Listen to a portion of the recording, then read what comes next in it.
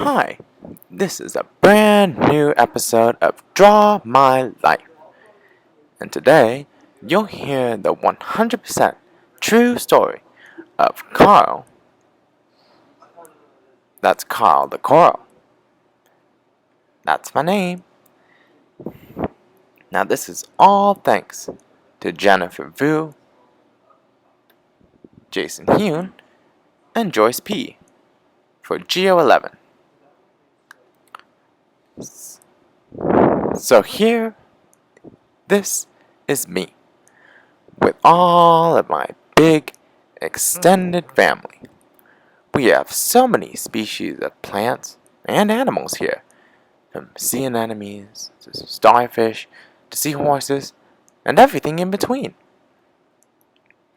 And we all live in the Great Barrier Reef, right off the coast of Northeast Australia.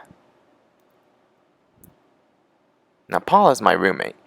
He fetches me food and brightens me up. Now, Ryan's the muscle man here, but he's a big softy deep down. And this is Chloe. She's really funny. Oh, and let's not forget Polly. She's a blast to have around too.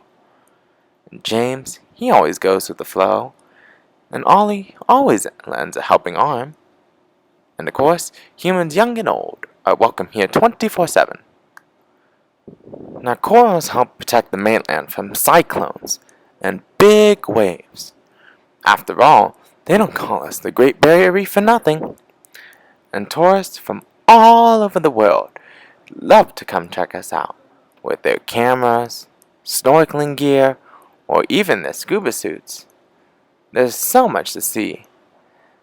And me and my pals are not camera shy. Well, at least not most of us. But sometimes people can be a little clumsy, stepping on us. Ouch! And sometimes those big oil rigs tend to spill their big black sticky oil all over us. And me and Paul think that it's nasty and so hard to get off. But most of all, I've noticed that it's been getting pretty hot here, even for a warm water reef like ours. And all of this warming leads to coral bleaching, which is not good for us. You can tell when we're bleached because we become pale and vulnerable to disease, and it's nearly impossible for us to recover. So this is how the coral bleaching happens. People add to carbon emissions through fossil fuel burning, livestock production, and other activities. And about half of this carbon in the atmosphere gets absorbed into the ocean. Carbon dioxide dissolves into the water to form carbonic acid. And over time, this leads to ocean acidification, which occurs throughout the ocean. Paul and many other plankton can't take the heat and acidity, so they moved out, leaving me to fend for myself in terms of finding food, which is not easy. Not to mention, I can't take in the calcium carbonate I need to keep my bones strong.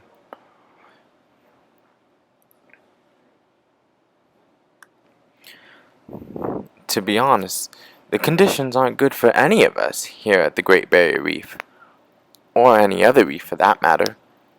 Despite conservationist efforts, the reef can't be isolated from the rest of the warming ocean.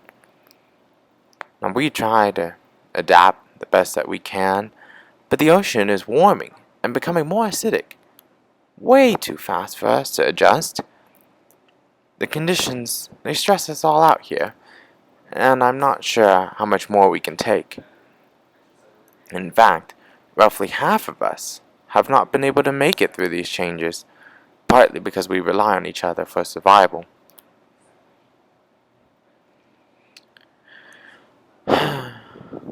I miss chilling with my pals.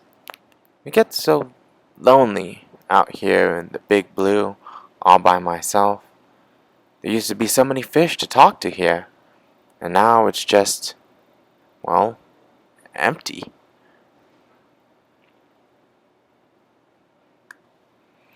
I wish humans would stop burning all of those fossil fuels.